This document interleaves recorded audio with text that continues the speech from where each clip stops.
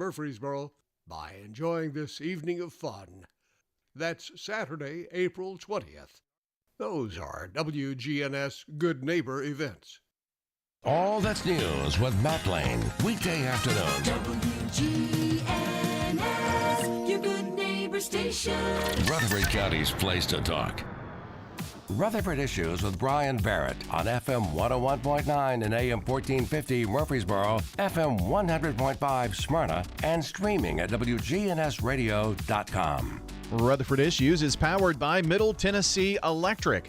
Now, MTE is the primary sponsor and organizer of Earth Day. The 23rd annual celebration will be Saturday, April 20th on the square, 10 a.m. until 2. Going to have local organic products, live music, free fun for the whole family. You will not want to miss this. April 20th on the square, rcearthday.com online. Today, just right off the square, we're talking with our friends from the Center for the Arts. Regina Ward, the executive director here, and brought Royce Phillips in as well. Good morning to the two of you. Good morning. Thanks for having us. Absolutely. Good to have you. So, gosh, we're getting close. You're doing something April 20th, I see, right? We are. So our annual Backstage Bash is April 20th. It is our largest and only really fundraising event that is held outside on West College Street. I think that's how most people are familiar with the event because they may have hit a street closure here and there. But we're really excited. It's such a great opportunity for us to involve community members who are not just patrons of ours already, but also those that support the arts here in the community. You know, not everyone is as talented as Mr. Royce Phillips sitting here with us. And so those of us that may have to sit on the sidelines a little bit have an opportunity to not just witness some amazing artistic work, but also kind of be a part of it. Our hope is to really provide kind of an immersive artistic experience. We've got live performances from some of our favorite shows of the season. We have a surprise performance from our upcoming 2025 season that has not been released yet. Wow. But there will be a surprise performance that will release the first show of the season's name and a number from some of our really valued and talented actors that we call the Guild that are named by their peers each year. And so we're really thrilled to have the opportunity to do a little bit of that, but also raise a little money so that we can continue what we do, you know, being an arts and in some ways a humanities location with our art gallery and the fact that we house the museum artifacts for when the property was originally built as a post office. That's great history for our community. And so with that comes the desire and the need to make sure that we take care of that space and love it as well as we can. And so we're excited to be able to raise some funds to be able to do that. Well, that's awesome. That is, again, on April 20th. And what time does it start? It starts at 6 p.m. So we still have, I'm saying a handful of tickets, and I do mean a handful. I think I have 15 individual tickets left before we are sold out. And so you are welcome to go to our website, www.borougharts.org. And then if you click on Backstage Bash, you can buy tickets. Individual tickets are still for sale, and we do not have any more sponsorship opportunities left. But we would love to have anybody listening come join us, have a little bit of fun. That sounds like a great time. And you've already kind of given us some idea of what goes on at Backstage Bash when you're there, but it's not all the whole thing isn't just planned out from start to finish either, is it? I mean, there's some chances to meet and greet and talk to all your friends and stuff there. Absolutely. So our desire truly is for this to be an interactive and fun time for people. All the way from the minute you arrive at registration and cocktail hour through the event, you have opportunities to talk to not only the people that you may have come with, but also meet other people that are for lovers of our artistic world as well. And so it is a communal event. We want people to have a good time. We have lots of performances happening, but not a lot of talking happening, specifically because we want people to enjoy the art. We'll have a live artist painting throughout the entire event. We'll have performances in and out. We will have a live art piece happening that patrons can participate in as well. Oh, cool. And so there'll be an opportunity for you to also show a little bit of your artistic talents with a piece of artwork that we will actually be hanging in our space as well. And so it is not... it's not stuffy. We've labeled it artsy formal. So we desire to be Murfreesboro's Met Gala. And so I don't anticipate we'll have any Lady Gaga meat suits. But you never know. Eric Parks wore a Canadian tuxedo last year, and that's just fine too. That sounds like a good time. And again, if you delay, I would say those 15 tickets are going to be gone pretty quickly. So probably better get them if you want to go. Yes, I would love to see everybody there. So one of the things that you do at the Center for the Arts, and I'm sure that, of course, this event, the Borough Bash, helps to keep these things going, and that's the Center Stage Academy, which is going to be our focus today. Absolutely. So Center Stage Academy is our youth program. We have a plethora of summer programs available. We've released those registrations, so they are live and online. They've been up for about 2 weeks now.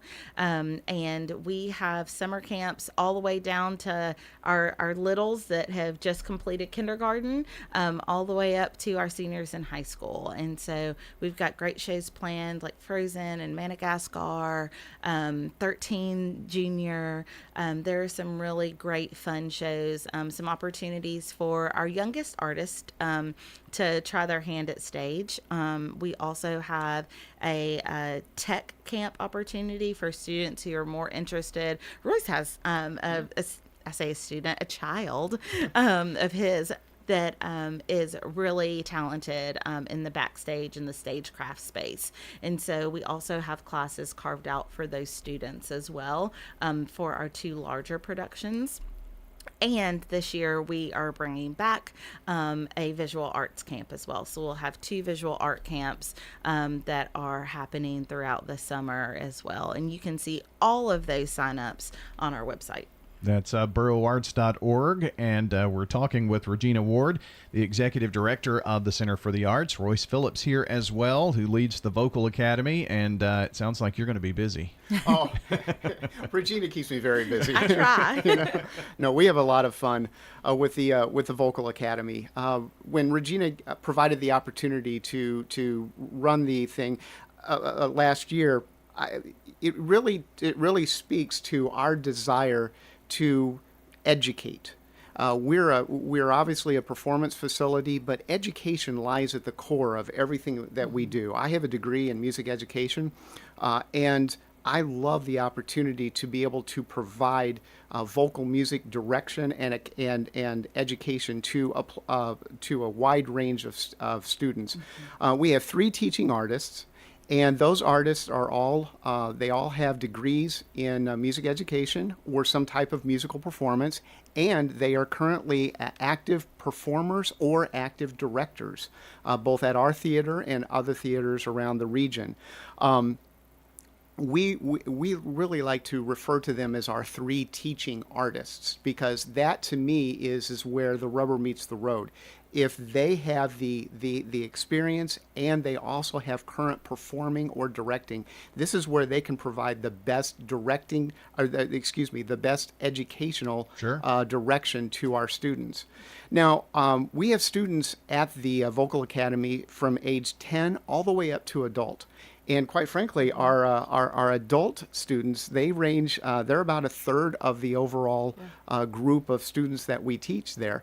So we have some of those adults that are performers around the region, but we also have some that have just come back and said, hey, look, I would love to pick up this thing that I had in high school that I dropped when I entered real life.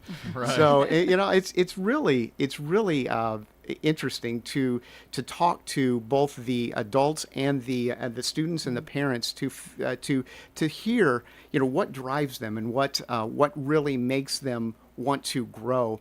But we've got students of all abilities. We've got beginners to experienced performers. And a lot of these experienced performers, they want to take it to the next level. So some of these are going for graduate school opportunities. Some of them have already graduated and would really like to perhaps take it to a semi-professional or a professional level. And we have the staff to be able to do that. We have weekly lessons for 30 or 60 minutes, and we can also do one-off opportunities, one-off or two-off opportunities if people are preparing for auditions or things like that. We teach all different styles of music. We teach styles from classical to pop and from Broadway to the American Songbook. Really what we're trying to do is educate our students in a wide range of things. We will teach some music theory, but it's not going to be, this is a whole note, this is a half note. What we're going to do is we're going to teach music theory and learning how to read music while we're in the process of teaching technique and things that are integral to vocal placement and how do we transition from our chest voice to our head voice. One of the things that I really think that we do well is that we try to keep our students, particularly our younger students with developing voices, with teachers that are the same sex. So, for example, if we have a young man who's going through a vocal change, we will have him with our male teacher, because that male teacher can teach him how to work through that vocal change. And I think that's one thing that we really hold dear, hold close, is that we want these students to have the best experience possible. We want them to learn proper technique. We're not going to be teaching them, how to belt, or we're teaching them how to sing songs that are outside of their ability. We want to take people where they are and get them to that next level. And so that's really important to us. We have 3 sessions. We have registration throughout the year, but we have kind of 3 sessions we've set up. We've got a summer session, which is our shortest session, and we've done that on purpose because summer is typically it's a lot looser. Right. Schedules are a lot more flexible, and what we like to think of is that this is a time when if you're itching to dip your toe into getting back and taking lessons, maybe this will be a good opportunity. It's only 3 months, June, July, and August, and then we have our fall session, which is September through December, and we have our spring session, which we're in currently, which is January through May. And the reason we set that up is I would like to provide performance opportunities for our students.